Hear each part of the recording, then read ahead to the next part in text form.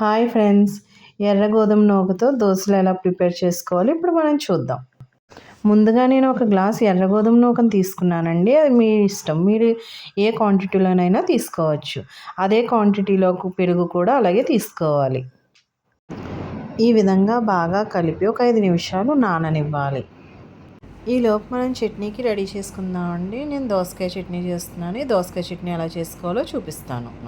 తొక్క చెక్కేసుకున్న తర్వాత అది కోసేసి లోపల గింజలు ఉంటాయండి, తీసేయాలి. తీసేసి మిగిలింది చిన్న చిన్న ముక్కలుగా కొయ్యాలి. గ్యాస్ వెలిగించుకుని బాందీ పెట్టుకొని దానిలో కొద్దిగా ఆయిల్ వేసి 4 వెల్లుల్లి రెమ్మలు వేసి అవి బాగా వేగనివ్వాలి. అవి వేగిన తరువాత కొద్దిగా వేరుశనగలు కూడా వేసి ఒకసారి కొంచెం వేగనివ్వాలి. అవి వేగిన తర్వాత పచ్చిశనగపప్పు, జీలకర్ర కూడా వేసి ఒకసారి కొంచెం బాగా వేగనిచ్చుకోవాలి. అలా వేగిన తర్వాత దానిలో చిన్న అల్లం ముక్క కూడా వేయాలి. అలా వేయించుకున్న తర్వాత దానిలో పచ్చిమిర్చి, కరివేపాకు కూడా వేసి బాగా వేగనివ్వాలి. అలా వేగిన తర్వాత ముందుగా మనం కోసి ఉంచుకున్నటువంటి దోసకాయ ముక్కలను కూడా వేసి కాసేపు మగ్గనివ్వాలి. అలా 5 నిమిషాలు మగ్గిన తర్వాత కొద్దిగా టమాటా ముక్కల్ని కూడా వేసుకుని ఒకసారి కలిపి మూత పెట్టుకుని మగ్గనివ్వాలి. ఈ విధంగా మగ్గిన తర్వాత దీనిలో రుచికి సరిపడా సాల్ట్ వేసుకొని ఒకసారి కలిపి పక్కన ఉంచుకోవాలి. ఇది చల్లారిన తర్వాత మిక్సీ పట్టుకోవాలి.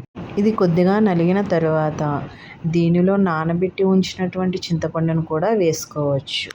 చింతపండు ఇష్టం లేని వాళ్ళు టమాటా కూడా వేసుకుని ఈ విధంగా బాగా మెత్తగా గ్రైండ్ చేసుకోవాలి. తర్వాత ముందుగా మనం నానబెట్టి ఉంచినటువంటి ఎర్ర గోధుమ నూకను వేరొక మిక్సీ గిన్నెలోకి తీసుకుని దానిలో కొద్దిగా వాటర్ కానీ కొద్దిగా పెరుగు కానీ వేసుకుని మెత్తగా గ్రైండ్ చేసుకోవాలి. ఈ విధంగా మెత్తగా గ్రైండ్ చేసుకున్న దానిలో రుచికి సరిపడా సాల్ట్ వేసుకొని బాగా కలుపుకొని పక్కన ఉంచుకోవాలి.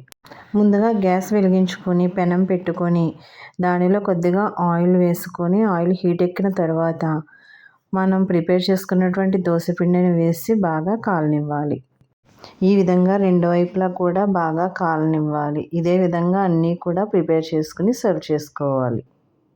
మీకు ఈ వీడియో నచ్చినట్లయితే ప్లీజ్ లైక్ చేయండి, షేర్ చేయండి. మరిన్ని వీడియోస్ కోసం సబ్స్క్రైబ్ చేసుకోండి.